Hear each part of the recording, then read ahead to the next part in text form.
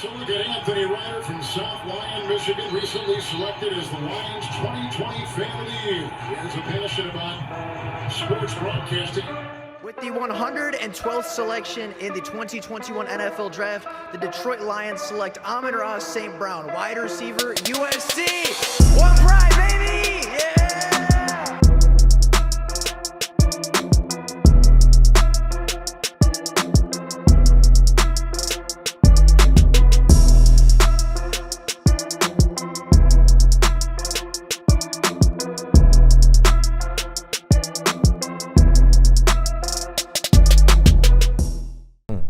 What is going on, everybody? Welcome back to another Detroit Lions video. Now, the Detroit Lions season is officially over. The 2022 campaign has come to an end, and the Detroit Lions, despite their very unfortunate 1-6 start, ended up finishing the season a half game out of the playoffs with a winning record and doing something they have not done for a very long time. So today, we are going to talk about the Lions season. We're going to go over it from start to finish, look at the standouts, look at the record, look at some of the things that they did that we were not expecting to do, and look at some of the milestones that they hit in this new and young rebuild. So, with all that being said and all that out of the way, let's get right on into taking a look and reviewing the Detroit Lions 2022 NFL season. Now, the Lions, as I mentioned, did have a very slow start to the season. They jumped out to a 1-6 record where they didn't look very good. And, you know, there was a lot of reasons for that. You could look at injuries, you could look at coaching, you could look at just really poor matchmaking schedules by the Detroit Lions as they opened their season in the first 6 weeks versus the Philadelphia Eagles, who went on to be the 1 seed, the Washington Commanders, who finished the season with a 500 record at 8-1. The Minnesota Vikings, who are the 3 seed in the NFC, as well as the Seattle Seahawks, who are the 7th seed in the NFC, as well as the New England Patriots, who were, again, a half game out of the playoffs and would have made the playoffs if they had just won their final game in Week 18, as well as the Miami Dolphins, who are the 7th seed in the AFC. Their schedule to open the season was incredibly difficult, and I think the Cowboys as well, who I did not mention, were also in there, who are now the NFC's 5 seed. So they played 4 teams in the NFC playoff race and 1 team in the AFC playoff race to start their season in their first 7 games. And, you know, throughout that schedule, they had injury concerns, they had coaching issues, they had a lot of different flaws going on, which really contributed to their 1-6 start. But they ended up pulling it all together at the end of the season. They got healthy at the right time. Amon-Ra St. Brown came back. DeAndre Swift came back. They made a few coaching changes, a few culture changes, and they came in Week 9 versus the Green Bay Packers, and they put up a really good performance, holding what could be very high-scoring offense, right, with some good weapons and a back-to-back MVP quarterback to 9 points, winning a low-scoring 15-9 contest at Ford Field, which I think really helped inspire some confidence and turn the tide in Detroit. But then they went on the road. They went to Chicago, and that's where the momentum really started to take over. It was Dan Campbell's first ever win at an away stadium. It was a huge comeback, the biggest comeback under Dan Campbell's regime so far, and that was really the launching point of where the Lions started to take off and go from a 1-6 team that really didn't play good football to at that point, 3-6 team that was on a hot streak, that was 2-1 in the division, and was only getting better and better as players developed and got more healthy. Now, the Lions then went on after that to go into New York against a playoff caliber Giants team who ended up being the 6th seed in the NFC, and they dismantled the Giants at home. It was a blowout. It was not a very close game. We had multiple turnovers in that game. It was arguably the best performance of the Dan Campbell era. And then, unfortunately, on Thanksgiving, they go home, they lose to Buffalo in a really close game, right? Improbable throw at the end to end up making it work for Buffalo, but the Lions are one Josh Allen throw away from being 10-7 and being in the playoffs, but unfortunately, on Thanksgiving, the ball just didn't fall the Lions' way. They end up dropping that game after a really good 3-game winning streak, but then they come back. They're back at home versus the Jacksonville Jaguars, and they again dominate a playoff team, right? The Jacksonville Jaguars, the 4th seed in the AFC this year, was destroyed. I believe it was 41-10 or 41-17 in that contest. The Lions got out to an early lead and did not take their foot off the gas until the very, very end of the game when they were up by a good 28-31 points in that contest. They then welcomed the, at the time, number 2 seeded Minnesota Vikings to Detroit the very next week and ended up beating them by 12 points. Now, was there a little controversy in that game? Yes. Did Justin Jefferson step out in that game?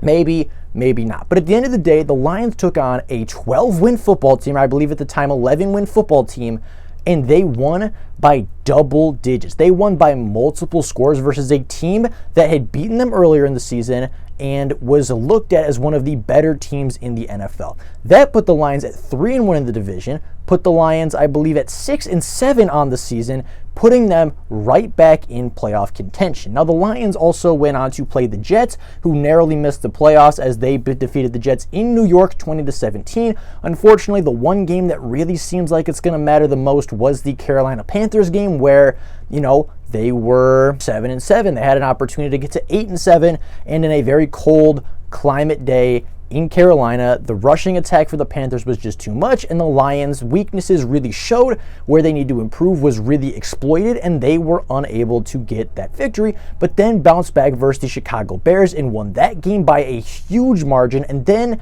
with one game left to go, at 500, the Lions went into Lambeau Field with a chance to make the playoffs. Now, if you were to tell me, or if you were to tell most Lions fans at the beginning of the season, sitting at 1-6, you go into week 18 with a realistic shot at making the 2022 playoffs, and all you had to do was win at Lambeau and have the Rams upset the Seahawks, I think a lot of people would not have believed you. But that was the case. The Lions needed one upset from the Rams that eventually ended up taking those Seattle Seahawks to overtime, and in a very controversial game in itself, very narrowly lost that contest, but it didn't matter. The Lions were going into Lambeau to prove a point. The Lions were going into Lambeau to do something they haven't done in over half a decade, which is have a winning record, do something they have done just 4 times over the past 15 years, and that was beat Aaron Rodgers in Lambeau. The Packers had everything to play for, and the Lions had nothing to play for. The Lions had nothing to lose. The Packers had everything to gain. The Lions went in, and they beat Aaron Rodgers. For just the 4th time in the past 15 years, the Lions went into Lambeau Field and beat Aaron Rodgers at Lambeau to end the season and Aaron Rodgers' season, and potentially end Aaron Rodgers' career with the Packers, if not his career as an NFL football player. Aiden Hutchinson got home twice in that game, while James Houston was a huge pressure threat as well. Kirby Joseph should have had 3 interceptions in that game, had 2. One was called back due to hands to the face, but he ended up sealing the game with a huge interception at that middle fielding safety role. He picked off Aaron Rodgers to end the game, potentially end Aaron Rodgers' career with an interception. The Lions then went on to win that game, had a great trick play at the end of that game, then converted a 4th and 2 to ice the game and essentially seal the Packers out of the NFC race.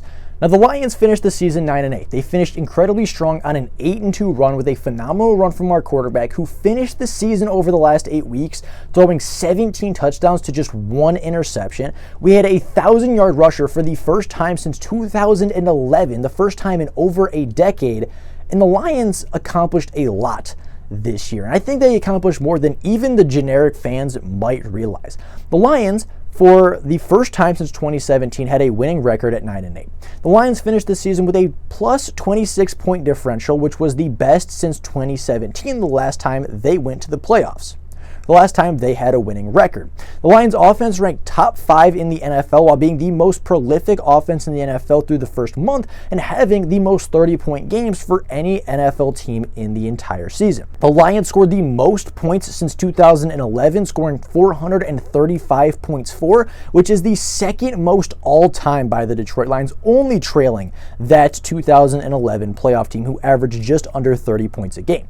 Jared Goff threw for 4,438 yards, 29 touchdowns to 7 interceptions, which is one of the best seasons in Jared Goff's career, while Jamal Williams had his first 1,000-yard rushing season and broke the franchise record for rushing touchdowns in a season. It was the Lions' first 1,000-yard rusher since Reggie Bush in 2011, and as I said, broke Barry Sanders' touchdown record for rushing touchdowns in a season. Amon-Ra St. Brown had the first 1,000-yard receiving season since Kenny Golladay with 106 receptions, 1,161 yards, and 6 touchdowns.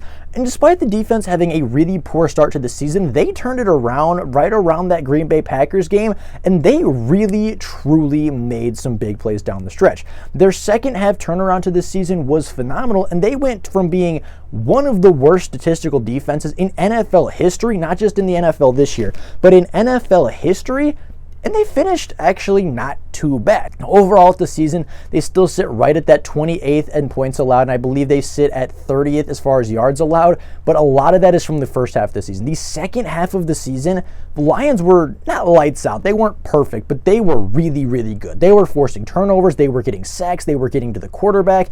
They were a really, really good defensive unit. I think it speaks to both how good the Lions, or how bad the Lions were at the beginning of the season to have that kind of a stretch and still finish only 28th in points allowed, but also the turnaround, the development throughout the season, right? They were not making a lot of plays early in the season, right? They weren't getting home. They weren't getting turnovers. They weren't forcing 3-and-outs. They were getting scored on over and over and over again, but development changed. Coaching changed. Aiden Hutchinson developed. Josh Paschal got a couple snaps there at the end and looked really, really good. James Houston, the 217th overall pick in the class, finished second among rookies in sacks in the draft class despite only playing 7 games. Kirby Joseph, the third-round safety, had 7 turnovers and 4 interceptions in his rookie season despite not starting until week 4 and really not getting a hold of the defense until week 6 or 7. The Lions did start 1-6, but they finished their season 8-2. They finished their season 5-1 in the division, and after their victory versus the Green Bay Packers, the Lions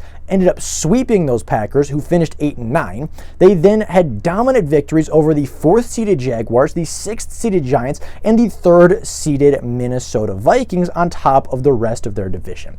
Now, the biggest changes from this year, because obviously going from 3-13-1 to 9-8 with a winning record is a huge jump. The coaching this year was phenomenal. It wasn't perfect all year. It wasn't, the best. It wasn't great every game.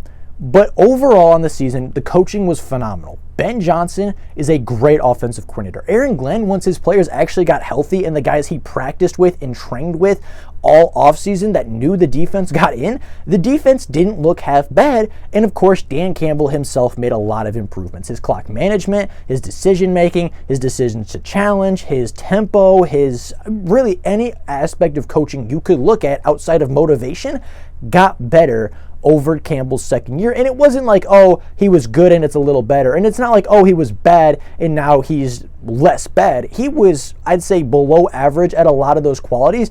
But by the time the end of the season came around, Dan Campbell turned into a really good head coach. And I think there's an argument to be made that Dan Campbell is a top 10 coach in the NFL right now, a top 10 head coach in the NFL right now, and very well could end up winning Coach of the Year this time around. So, with that being said, that is the kind of the Lions season in review. Very slow start, very hot finish. The Lions very clearly have a couple holes going into the season and very well could lose both of their coordinators going into 2023. But this team is talented. This team has a lot of rookies that took big steps in development. This team has a lot of draft picks to fill in the holes that they still currently have. They have an executive and a GM who has proven time and time again to make the right move for the team and put the team in a situation to win football games.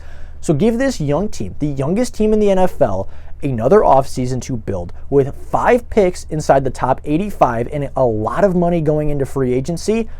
Bring back a coach or two, right? Hopefully Ben Johnson and Aaron Glenn return for another season. This team should not only be vying for the playoffs, right? They should not just be looking at a wild card team.